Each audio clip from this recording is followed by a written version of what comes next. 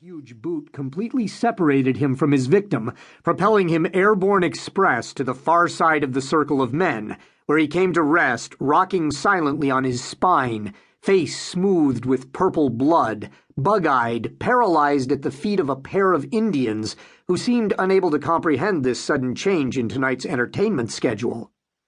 The remaining figure immediately regained her feet and tottered toward the east wall, the free hand hauling her drawers back up over her hips, one eye visible through her hair, never leaving Norman. Instinctively, I reached to help. She backed against the wall, pulled her right fist back into her sleeve, and waited for my next move. George stepped between us. "Leave her be, Leo," he said. "Don't be such a goddamn social worker." "She needs," I started. He stepped in closer. "Yeah, she needs a lot of shit, Leo, and ain't none of it gonna come from you, neither. Unless, of course, you want to take her away from all this. You gonna marry her or something?" Over George's left shoulder, I could see that she was halfway back the way we'd come, eyes welded to us, using the wall for support. The pirate had rolled onto his side and retched up a small pool of thick liquid that struggled to spread itself upon the dirt. The 8 or 9 spectators began to stagger off into the darkness. "Ollie, ollie in free," Norman roared from behind me. He held down the center like a ragged obelisk, bigger even than usual, wearing everything he owned.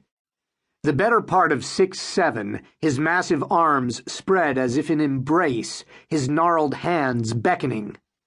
On the street, they called him Nearly Normal Norman, or sometimes just Normal. It was a joke. You only had to once look into Norman's eyes to be absolutely certain that this person was not watching the same channel as the rest of us. A couple of years back, the last time he'd earned himself a state-mandated tune-up, I'd watched 6 cops and a couple of paramedics fail to get him into an ambulance. The third wave of reinforcements finally tracked him down over in Hinghay Park, where he was contentedly feeding corned beef hash to the park's feral pigeons. As the gathering crowd jeered, they'd cornered him in the pagoda and tasered him 6 times. He'd seemed to devour the voltage like some walking storage battery, his eyes glowing ever brighter after each shot of juice. It wasn't until they'd busted the 3rd syringe off in him that he even began to slow down. I don't care what anybody says, I still contend that if he hadn't been naked, they'd never have taken him. The pirate, resting now on his knees and forehead, groaned piteously and again began to heave, this time dry. Normal slid a massive arm around the nearest Indian. "They call you Little Bird, don't they?" "Some do," the guy agreed, looking straight up at Normal. Normal inclined his head toward the other fellow. "What's your buddy's name?" he asked. "Na-Ki Don Sto Lee," the guy answered slowly, carefully wrapping his moist mouth around each syllable. "What does that mean?" I asked. "Dances with vodka," the guy said. Normal embraced the pair as they yucked it up. George approached the old guy in the overcoat. "Hey, Monty," he said. "Your name's Monty, ain't it?" The old guy's eyes, thick and milky with cataracts, rolled in his head like a spooked horse.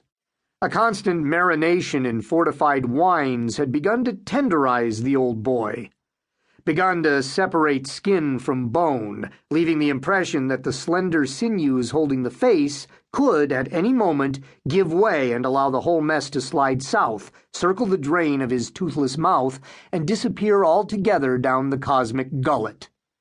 "I ain't done nothing," he said, looking around, searching for the voice. "I was just watching." Harold stepped around me, pulled a wad of singles out of his pocket, and hustled over to the 2 younger guys, who stood stock still, eyes frozen on Norman. George approached the old guy. "It's me, George Paris. Remember me?" The dazed look on his face suggested that the old guy didn't remember anything more distant than his last 40-ouncer. "Used to live in that room across the hall from you, down in the pine tree, back in '85. You remember?" The old guy squinted, the act nearly throwing him